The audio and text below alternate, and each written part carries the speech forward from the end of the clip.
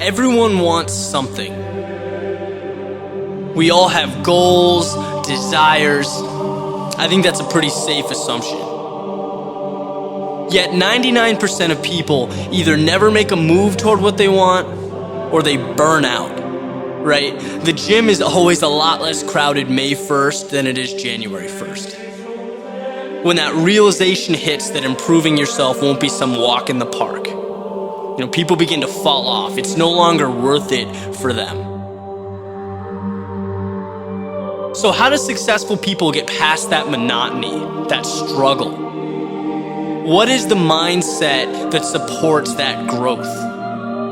Because obviously that's key, right? Athletes, entertainers, all these people that are successful in the business world, it's not so much their genetics that separate their potential from yours, as it is their mentality and how they view the world as an instrument, not an inhibitor. They know with 100% certainty that pushing will get them what they want. And this confidence enables them to deal with all the negativity and the suffering they have to face to get there. It's a means to an end.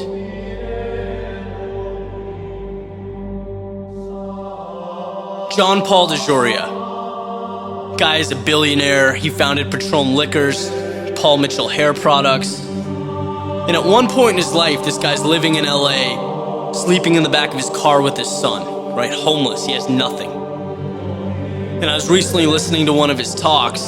Someone asked him, John Paul, how can I be more like you? How can I be the next big billionaire entrepreneur?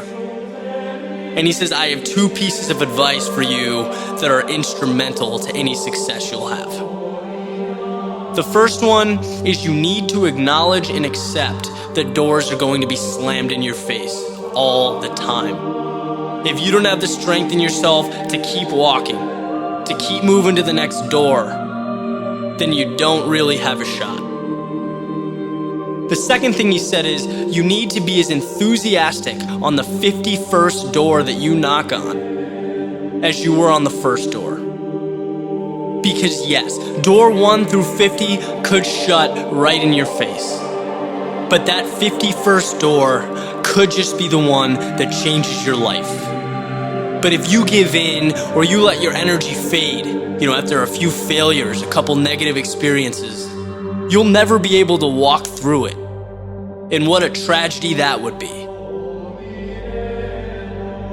Arnold Schwarzenegger. Back in his bodybuilding days, he's Mr. Universe, best bodybuilder in the world. He goes through these grueling 5-hour-a-day training sessions. Someone asks him, hey Arnold, how come every time I see you at the gym, you're smiling? Right, I look at the other bodybuilders in here, they're not smiling, they're very focused, very serious looks on their faces. And he says, because every rep I do, regardless of how bad it hurts, takes me one step closer to my goal. And that satisfaction brings me more happiness than anything else in the world. Both of these guys bring context to what it means to be truly committed to something. To what must be endured between right now, as you're listening to me speak, and the time you open your 51st door.